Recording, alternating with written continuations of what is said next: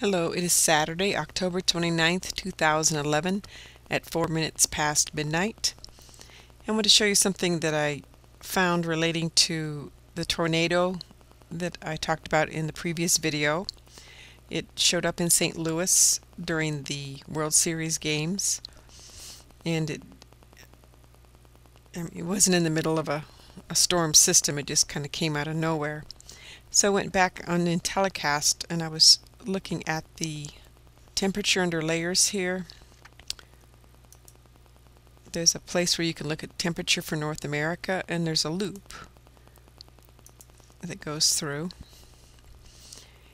And you can see right here St. Louis. We're starting the loop. It's ending at midnight. It starts at 5 p.m., 6 hourly. Each frame is an hour. What's interesting though is, if I zoom way in here,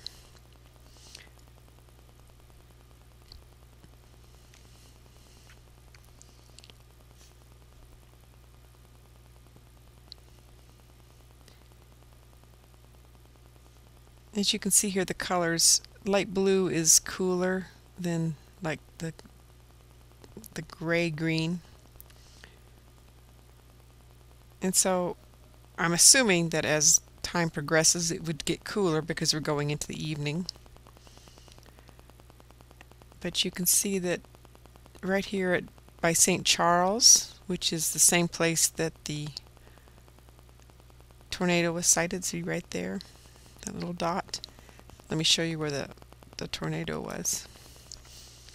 Here's St. Louis right here, and here's St. Charles right here, and that's right where the tornado was showed up.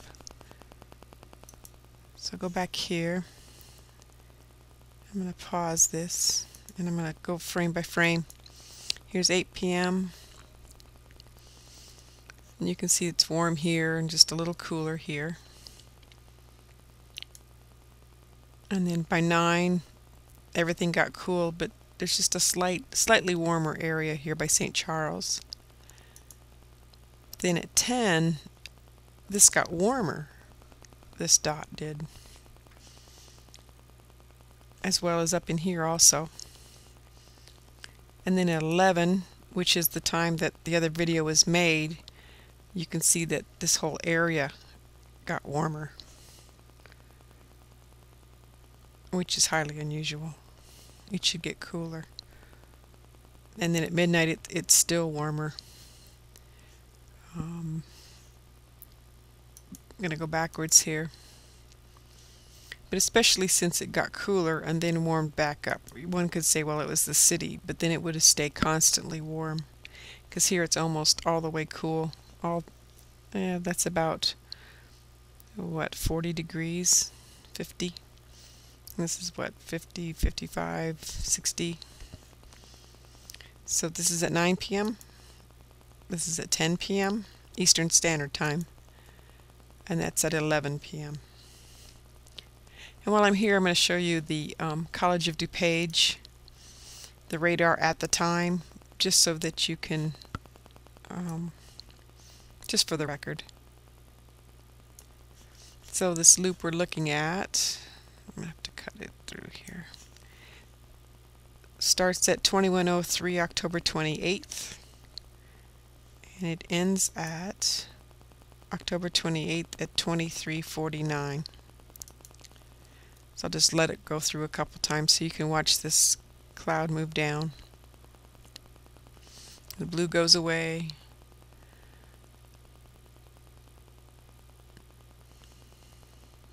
And I'm not sure what that dart was.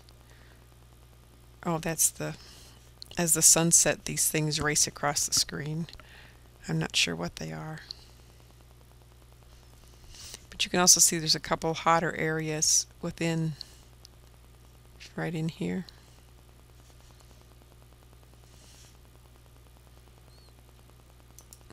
And then I also did a loop. Let's see, where was I? Yes. From 158 GMT on October 29th through 4:42 October 29th. And you can see the system. Actually, this is probably right at, well, this should be St. Charles, because that's, I guess, where the Doppler is. So you'll see it hit that and go past. And I'm not really seeing anything significant here on radar as it goes past the Doppler radar.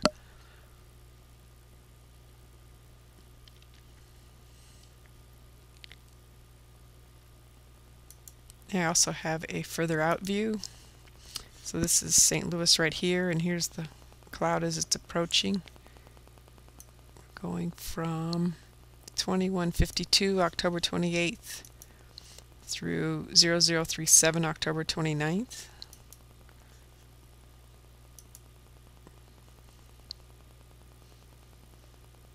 Now the thing that I find interesting here is Chicago here. See how all this noise just stays. It looks like it would be a storm, but it's not moving at all.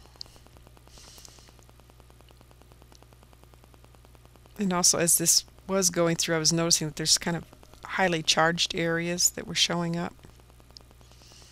You can't really see it on this though.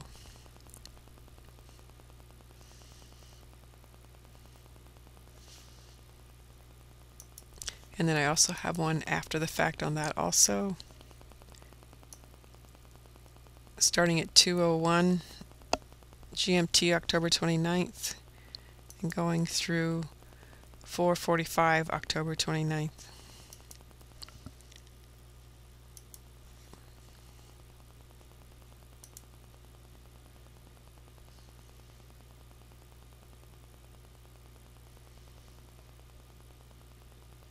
And you're seeing some of these highly charged areas here. It's just not real prominent. Again, nothing seems to really change as that goes by. I did notice on the Intellicast though that the scalar square turned into a harp ring once the game was over. So that's it. I hope it helps. God bless you. Have a great evening.